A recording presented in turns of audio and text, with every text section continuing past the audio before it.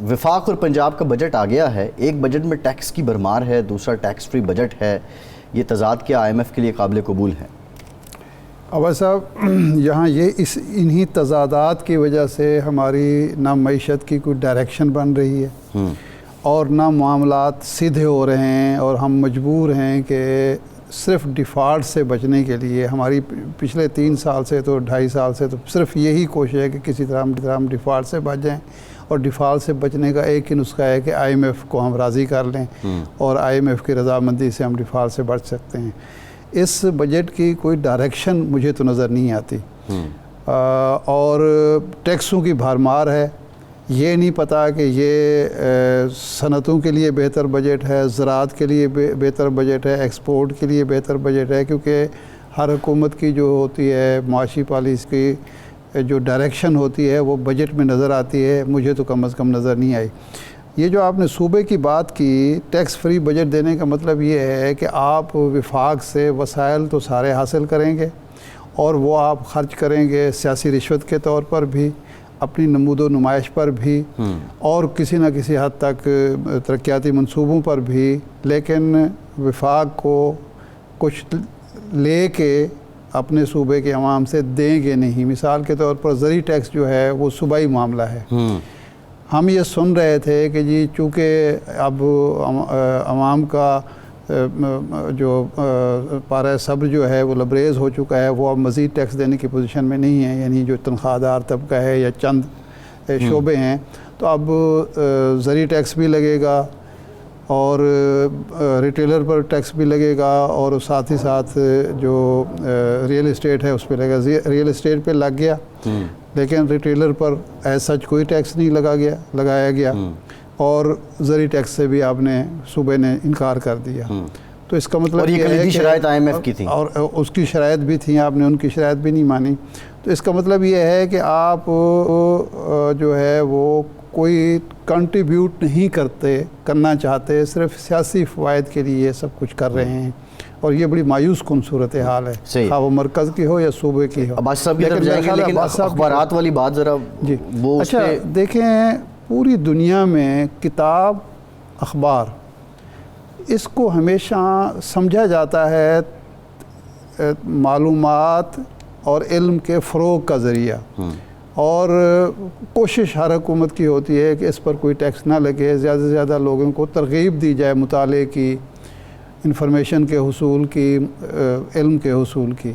لیکن یہ کئی سال، پچھلے سال بھی ہوا تھا، انہوں نے لگایا تھا پھر واپس لے لیا تھا، اس دفعہ 10% کر دیا، اب 10% پیپر پہ علیحدہ ٹیکس لگے، پیپر پہ الگ ہے۔ اب ایک طرف یہ انڈسٹری سکڑ رہی ہے کیونکہ اکانومی کے اندر جان نہیں رہی، اشتہار نہیں مل رہا۔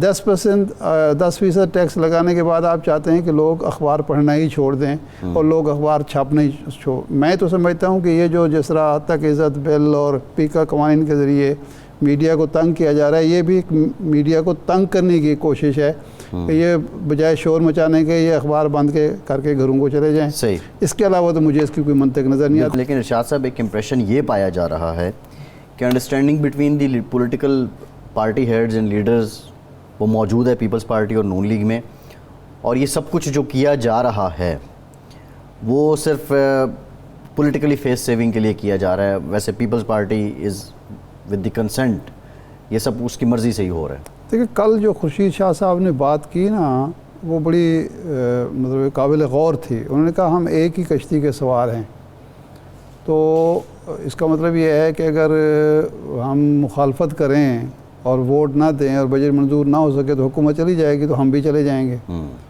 تو یہ افورڈ نہیں کرتا کوئی بھی، کم از کم جو ایوان اقتدار ہے اور ایوان اقتدار کے جو اتحادی ہیں وہ یہ افورڈ نہیں کرتے۔ اس لیے یہ ایک علامتی احتجاج، نعرے بازی، مخالفت، عوام دوستی، عوام دشمن بجٹ، یہ ساری باتیں ہوتی رہیں گی، لیکن میرا نہیں خیال کہ پیپلز پارٹی اس بنیاد پر سٹینڈ لے گی کہ چونکہ یہ عوام دشمن بجٹ ہے، اس سے نچوڑ لیا گیا ہے اور کوئی ڈائریکشن نہیں ہے، تو اس لیے ہم اس کو پاس نہیں کرتے یا اس کو منظور نہیں کرتے. نہیں، پیپلز پارٹی جب یہ کہہ رہی ہے کہ ڈائریکشن لیس بجٹ ہے تو دیٹ مینز وہ عوام کی بات تو کر رہے ہیں. نہیں کر رہے ہیں تو اس کو ریجیکٹ کیا جاتا ہے نا جو عوام. نہیں، وہ تو ان کی آپشنز ہیں نا، کٹ موشنز پہ جائیں گے، فلور پہ آئے گا، امینڈمنٹس ہو نہیں. سکتی ہیں. آپ کا خیال ہے کہ اب حکومت جو ہے وہ IMF کی مانے گی یا پیپلز پارٹی کی مانے گی؟ کوئی درمیانی راستہ تو نکالے گی. IMF کی ساری تو مانی نہیں ہے.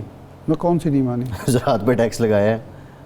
ممکن انہوں نے کہا نہیں پینشن نہیں بڑھانی، انہوں نے رکیں. نہیں. اس میں ایک کیچ دیا ہے. وزیر خزانہ نے یہ کہا ہے کہ کل کی تقریر میں کہ اگر ہمارے اہداف پورے نہ ہوئے تو کسی وقت بھی ہم منی بجٹ لائیں گے. وہ کس لیے لایا ہے؟ اگر اس بجٹ پر IMF نے اعتراض کر دیا تو وہ راستہ انہوں نے پہلے کھلا رکھا ہے کہ اگر تو یہ مان لیا انہوں نے، اگر مان لیا تو پھر تو ٹھیک ہے. اگر انہوں نے کہا نہیں بھائی ابھی پوری نہیں ہوئی شرطیں، مذاکرات نہیں کرتے، تو اس کے بعد وہ بھی کر لیں گے. دوسری جو بات ہے، جو 25% مطالبہ تھا، یہ بھی آپ کو یاد ہوگا جب KP میں بجٹ آیا تھا وہاں 15% تنخواہیں بڑھائی گئیں. تو وہ مطالبہ تو ہمیشہ کنڈی صاحب نے 25% کا کہا. سرکاری ملازمین سے کہیں وہ تو 100% مطالبہ مانے. اور جو مہنگائی ہے، جس انداز میں مہنگائی ہے، جو اب ٹیکسوں کے بعد ایک طوفان آئے گا، اس میں مطالبہ تو ہوتا ہے، لیکن حکومت نے تو اپنے وسائل دیکھنے ہوتے ہیں، اپنے جو ترجیحات ہیں وہ دیکھنی ہوتی ہیں. اب آپ کہہ سکتے ہیں کہ جناب سرکاری ملازمین کے ساتھ محبت جاگ گئی ہے حکومت کی، وہ ٹھیک ہے. وہ جو پرائیویٹ لوگ ہیں، یہ ان کے لیے آپ نے کیا کیا؟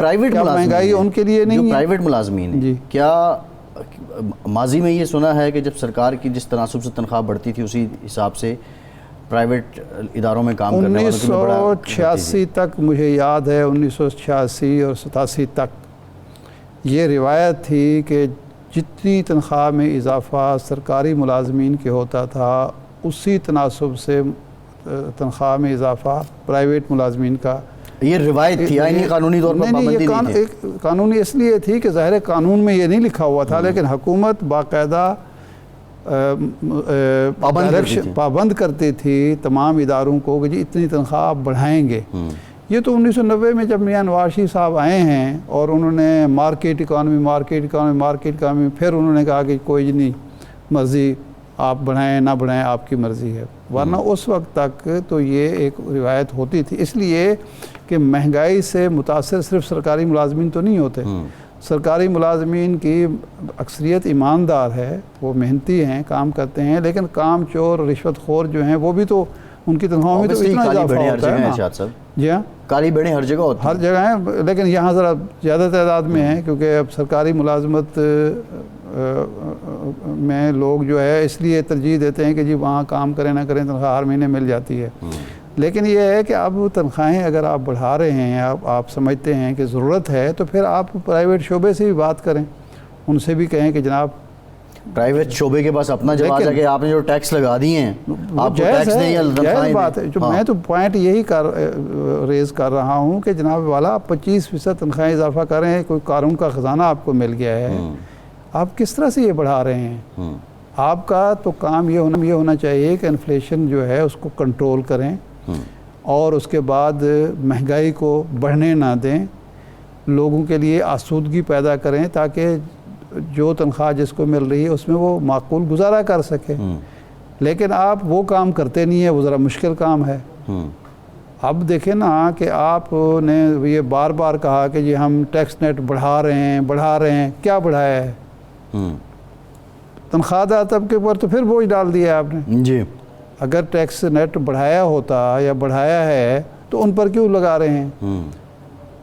تو اس کا مطلب یہ ہے کہ آپ نے کوئی ڈائریکشن آپ نے اختیار نہیں کی جس کی وجہ سے ہم یہ سمجھیں کہ جناب والا اب جو بجٹ ہے وہ عوام دوست بھی ہے اور ترقی اور خوشحالی کا بجٹ بھی ہے.